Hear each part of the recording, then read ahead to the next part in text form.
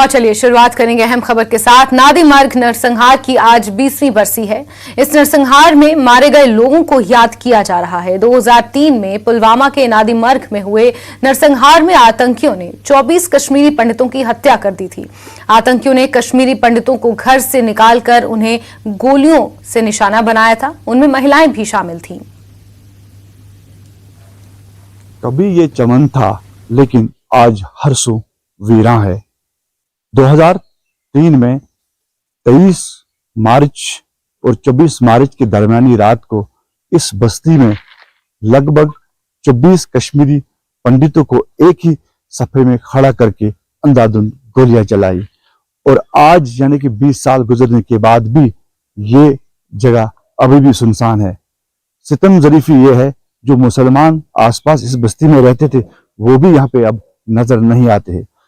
हमने कई लोगों से ये कोशिश की थी कि इस सानिया के बारे में यहाँ के मकामी लोगों से पूछ लेते, लेकिन यहाँ पे आज भी सुनसान है, कोई बंदा नजर नहीं आ रहा है। लेकिन आज भी शायद उन कातिलों का पता तक नहीं लगाया गया। इरशाद मलिक, न्यूज़ 18 नेटवर्क, शुपियां। नादी मार्ग नरसंहार में मारे गए लोगों को याद किया जा रहा है। पीड़ितों ने दोषियों के खिलाफ मुकदमा दर्ज करने की मांग की है। उन्हें इंसाफ की उम्मीद है।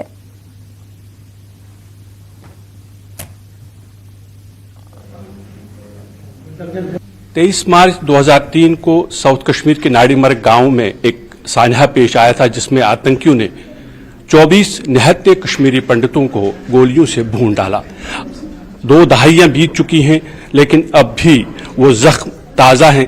हम अभी यहाँ पर अब देख सकते हैं कि ये जो लोग हैं उन शहीदों को नमन कर रहे हैं और उनकी शांति के लिए दुआ करते हैं, उनकी आत्मा की शांति के लिए दुआ करते हैं। हम यहाँ कुछ लोग हैं, उनसे बात करेंगे, उनसे ये जानने की कोशिश करेंगे कि किस तरह का वो जो काली रात थी, कैसे वह हादसा पेश आया और आज जबकि 20 साल बीत चुके हैं अभी भी क्या उनके जख्म भरे नहीं हैं। हमारे साथ कुछ लोग मौजूद हैं। सर, आपसे आपका नाम जानना चाहेंगे और आपसे ये जानना चाहेंगे कि क्या हुआ था उस दिन, किस तरह से वो ये घटना जो है पेश आई। वो 23 मार्च 2000 की शाम थी, जबकि सब लोग अपने घरों में सुख चैन से बैठे थे, अपना कारोबार करते थे, अपने वातावरण से रह रहे थे मिलके। मगर अचानक एक काली रात आई, एक अंधेरा सा आ गया। कुछ लोग बंदूकधारी आए जिन्होंने 23 बंदूक को नरसंहार कर दिया, गोलियों से भून डाला। एक चिरार के दरख्त के सामने खड़ा करके उनको गोलियों से भून डाला। जो कि संपत्ति बनाई थी, उनके पास सोना जेवर जो कुछ था सब लूट के ले गए। वो काली रात, अंधेरी रात आज तक हम नहीं बोले और न बोलेंगे जब तक हम जिंदा है, तब तक हमारे सीनों में वो जख्म हरे रहेंगे। और आज वो 23 मार्च का दिन है। हर साल हम यही 23 मार्च का दिन हम उनको श्रद्धांजलि दिवस के तौर पर मनाते हैं। और और एक बात मैं बोलना चाहता हूं कि फाइलें खुलती गई, बंद होती गई, फाइलें खुलती गई, बंद होती गई, मगर आज तक हमें इंसाफ नहीं मिला। जो हमारे पूर्वज, जो हमारे सगी संपत्ति, जो हमारे भाई, जो हमें मित्र जो चले गए, वो उनको इंसाफ नहीं मिला, न हमें आज तक इंसाफ मिला। आपसे ये जानना चाहेंगे कि जब जिस तरह वहाँ लोग रह रहे थे उस गांव में, नाड़ीमर्ग गांव में, उस वक्त एक पुलिस की पिकेट भी थी, तो क्या उस वक्त जो पुलिस का रोल था, क्या उन्होंने वो रोल नहीं निभाया जो उन्हें निभाना चाहिए था? वैसे जैसे सुनने में आया कि जो पुलिस को रोल निभाना चाहिए था वो रोल उन्होंने नहीं निभाया है, क्योंकि ये नहीं कि वो उसी वक्त आए हैं। ये उस वक्त हिंदुस्तान और पाकिस्तान के बीच वर्ल्ड कप का सेमीफाइनल चल रहा था। हो सकता है वो आधे घंटे पहले आए हैं, वहीं पर बैठे थे, तब तक उन्होंने शेल्टर कहाँ लिया है, कहाँ, और जब वो निकले हैं पुलिस वाले उनके साथ थे, उन्होंने आइडेंटिफाई किया कि किस किस घर में रहते हैं और उस घर से बाहर लोगों को निकाल के उनकी निर्मम हत्या की गई। और तो आपसे ये जानना चाहेंगे कि जिस तरह से ये कहा जा रहा है कि जो बार बार ये कहा जा रहा है कि ये जो केस है उसके जो परपेट्रेटर्स हैं, जो टेररिस्ट हैं, जिन्होंने ये कायराना हरकत अंजाम दी, अभी तक उनको आइडेंटिफाई नहीं किया गया है और अभी तक उन्हें सजा नहीं मिली है। देखिए, बड़ी बात यह है कि जिस दिन ये घटना हुई 23 मार्च 2003 को, तब जाकर के जहां उसी एरिया में एक कदावर पॉलिटिशियन रहते हैं जो आज भी कहीं ना कहीं जो गुपकार अलायंस है उसका नेतृत्व भी कर रहे हैं, एक सोशलिज्म का नारा दिया था उन्होंने, इक्वलिटी का नारा दे रहा था। ये जो मुखौटा था वो उस दिन उतर गया, यानी उसी एरिया में एक जिम्मेवार पॉलिटिशियन है, एक कदावर नेता है, तो वो क्लियरली इनके खिलाफ नहीं आता है, यानी जिन्होंने ये हत्या की उनके खिलाफ नहीं आ रहा है। तो गर्ज है कि जब उनको शेल्टर मिला, जब उनको कवर मिला, राजनीतिक शेल्टर भी मिला, तो उसका परिणाम यही निकला कि आज तक भी वो जो है उनकी जो जिनको पकड़ दकड़ होनी चाहिए थी या जो उनको सजा मिलनी चाहिए थी उससे आज तक भी वैसा ही है, कुछ नहीं हुआ। पॉलिटिकली ये कहा जाता है कि उस तरह का इनिशिएटिव नहीं लिया गया, लेकिन जो कोर्ट है, कोर्ट ने एक बार फिर इस केस को रीओपन किया है, और क्या आपको लगता है कि जो रीओपन हुआ है उसके बाद से अब इंसाफ मिलेगा? बिल्कुल, ये तो बात सही है कि जो हमारी निराशा हुई थी कि हमारे कोर्ट से भी उसको केस को खारिज किया गया था, लेकिन अब जो हमारी जो जुडिशरी है, जैसे दुनिया में माना जाता है कि हिंदुस्तान की जुडिशरी इंडिपेंडेंट जुडिशरी है, तो उससे एक बार ये दिखा दिया कि जो हमारी निराशा थी उस निराशा को दूर करके मैं एक आशा पैदा की कि हमारे कौम, हमारी कम्युनिटी के साथ इंसाफ हो जाएगा, जस्टिस हो जाएगा। तो जैसा कि आपने देखा कि ये लोग जहां वो गम अभी नहीं भूल पाए हैं, जहां सरकार से इनकी नाराजगी जारी है, वहीं इन्हें पूरा विश्वास है कि जिस तरह से कोर्ट ने इस पूरे मामले का संज्ञान लिया है, आखिर उन्हें इंसाफ जरूर मिलेगा। कैमरामैन चांद डोगरा के साथ मनोज कौल, न्यूज 18 जम्मू। सभी चोरों का सरनेम मोदी क्यों होता है? 4 साल पुराने इस बयान से जुड़े मानहानि केस में राहुल गांधी को सूरत की सेशंस कोर्ट ने दोषी करार दिया। इस फैसले के बाद कोर्ट ने उन्हें 2 साल की सजा और 15,000 का जुर्माना भी लगाया। इसके कुछ देर बाद कोर्ट ने उन्हें 30 दिन के लिए जमानत भी दे दी। सुनवाई के दौरान राहुल गांधी कोर्ट में मौजूद रहे।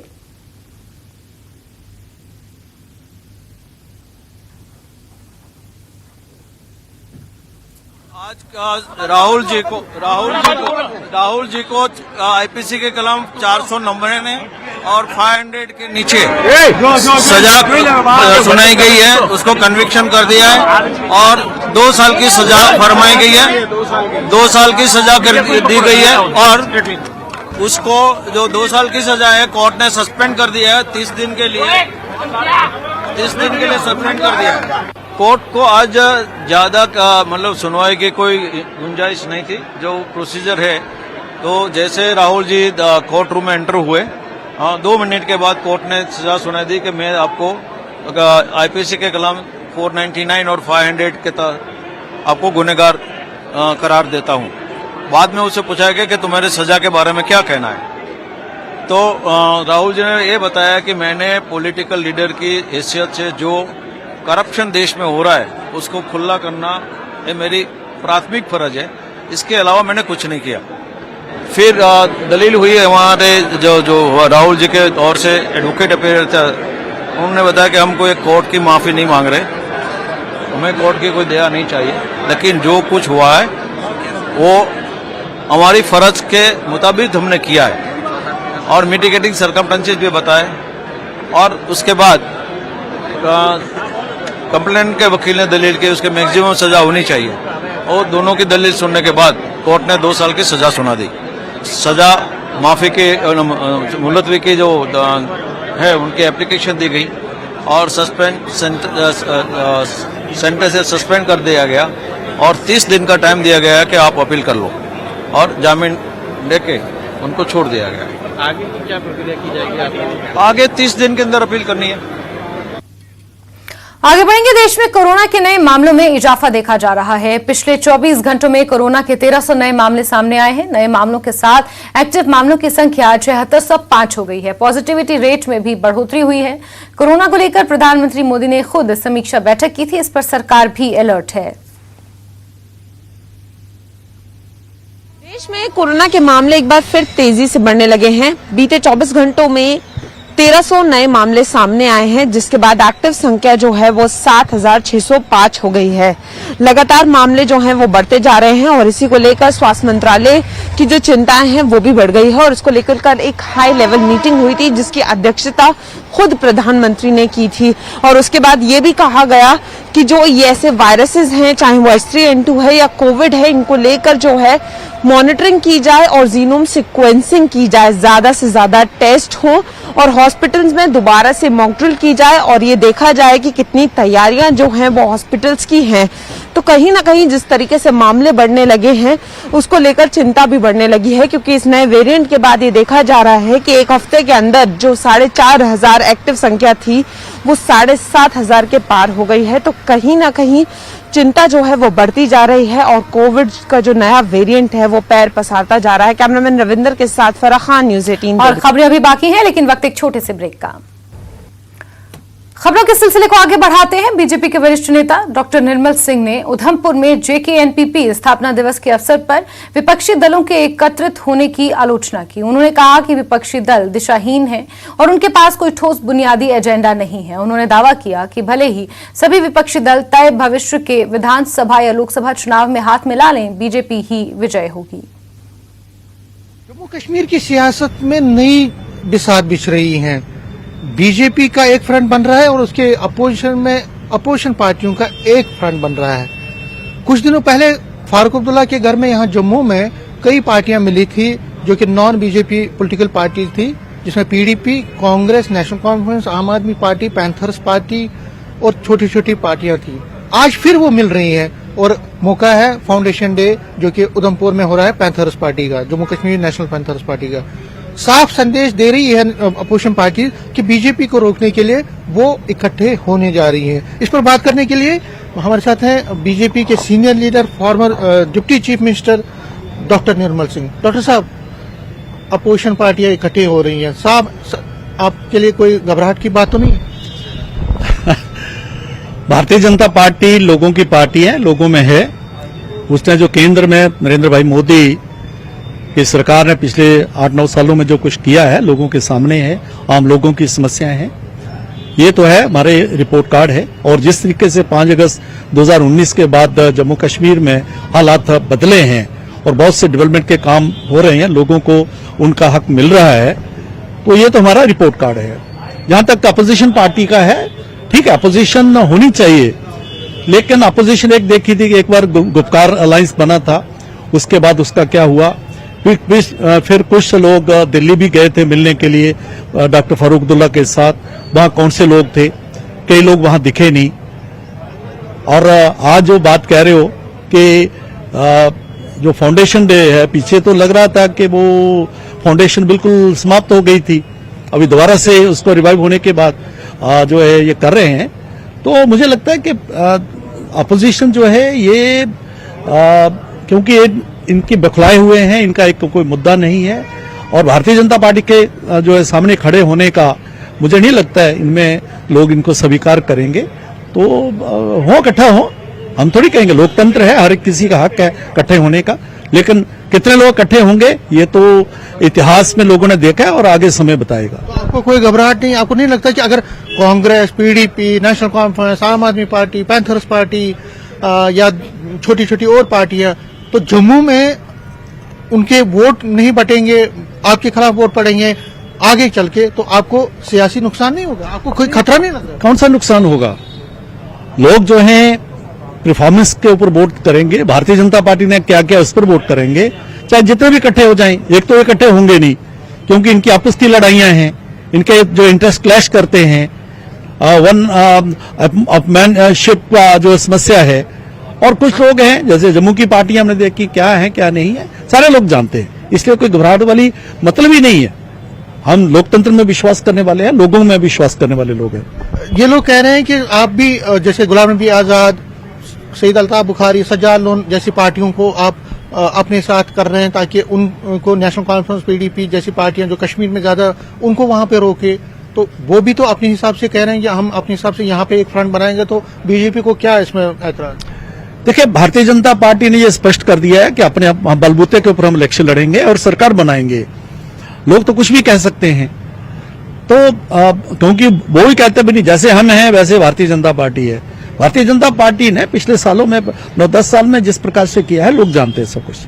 न्यूज़ 18 से बात करने के लिए शुक्रिया doctor Nirmal Singh, former deputy chief minister और सीनियर बीजेपी लीडर।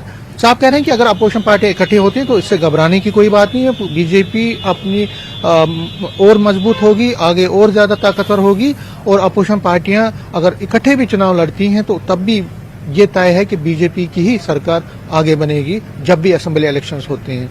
कैमरामैन आशु के साथ में Sameer Bhatt, news 18 Jammu. News 18 network पर हम राइजिंग इंडिया के तीसरे एडिशन की अनाउंसमेंट करने के लिए बेहद उत्साहित हैं। राइजिंग इंडिया एक ऐसा मंच है जहां हम भारत की सफलता और विकास की कहानी को सेलिब्रेट करने के लिए कुछ सबसे बड़ी और सबसे प्रभावशाली हस्तियों को एक साथ लाते हैं।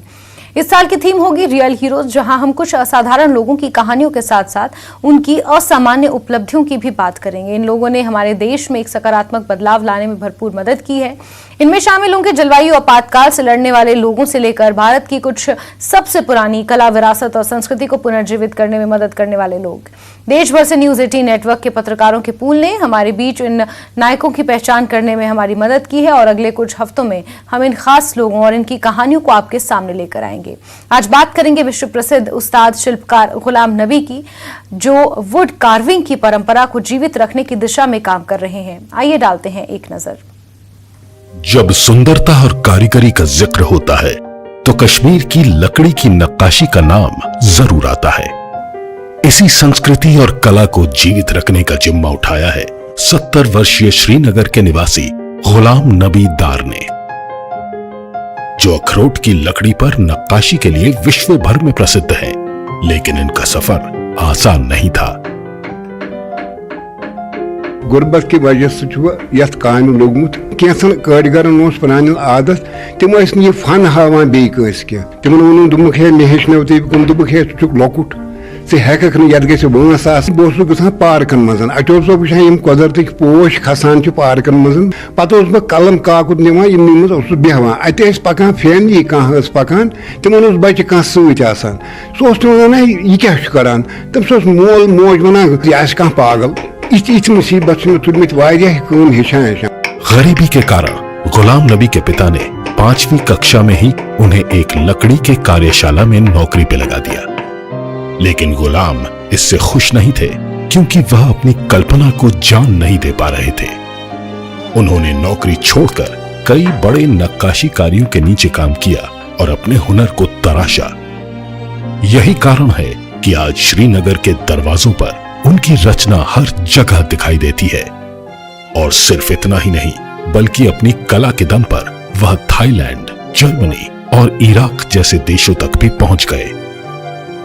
गुलाम नबी दार ने अपना जीवन समर्पित कर दिया है कश्मीर की इस बहुमूल्य धरोहर को जीवित रखने के लिए, और इसका परिणाम आज दुनिया भर के शोरूम्स में दिखता है।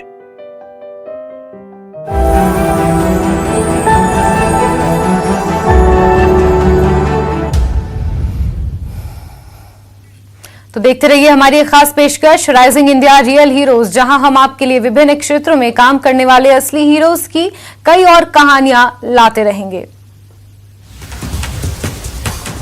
और इस बीच बात एक बड़ी खबर की भी कर लेते हैं। हिमाचल विधानसभा का बजट सत्र चल रहा है। बजट सत्र का आज 8वां दिन है। प्रश्नकाल के बाद बजट पर सामान्य चर्चा हुई। हंगामे के चलते सदन की कार्यवाही को 14 मिनट के लिए बाधित करना पड़ा।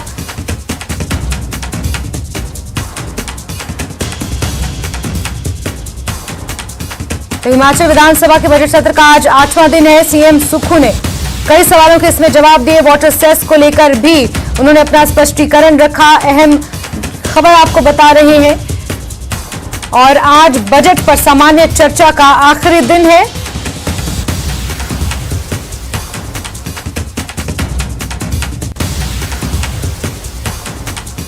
और इस बीच बात एक और बड़ी खबर की। बागवानी मंत्री ने परियोजना की जांच का भरोसा दिया है। जगत सिंह नेगी ने प्रोजेक्ट के तहत 80 लाख उन्नत किस्म के पौधे लगाने का लक्ष्य रखा था। अब तक करीब 10 लाख पौधे लगाए गए। सीए स्टोर और मार्केट यार्ड से संबंधित 80% काम पूरा हुआ है। 2019 में वर्ल्ड बैंक ने इस प्रोजेक्ट को रिव्यू कर 1066 करोड़ का प्रोजेक्ट पर श्वेत पत्र जारी करेगी सरकार। कुलदीप राठौड़ बागवानी मंत्री ने आश्वासन दिया है। भाजपा विधायक बलवीर वर्मा ने कहा है कि इस परियोजना में हेराफेरी की आशंका है।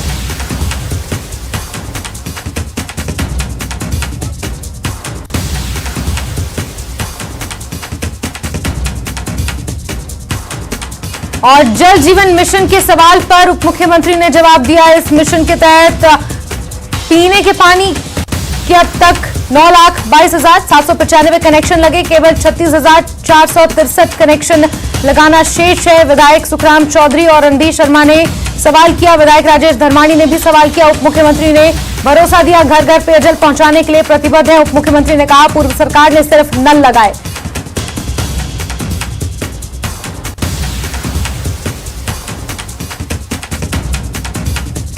पूर्व सरकार में पाइप खरीदी का मामला भी गूंजा। पाइप खरीद मामले की जांच की मांग की जाएगी। पूर्व सरकार में खरीदी गई 2,000 करोड़ की pipe. Deputy CM Mukesh Agnihotri ने कहा, रैली में बैरिगेटिंग लगाने के लिए पाइप का इस्तेमाल किया गया। जल जीवन मिशन में सोर्स की अनदेखी की गई। सदन में दोनों पक्षों के बीच हल्की नोकझोंक भी देखने को मिली।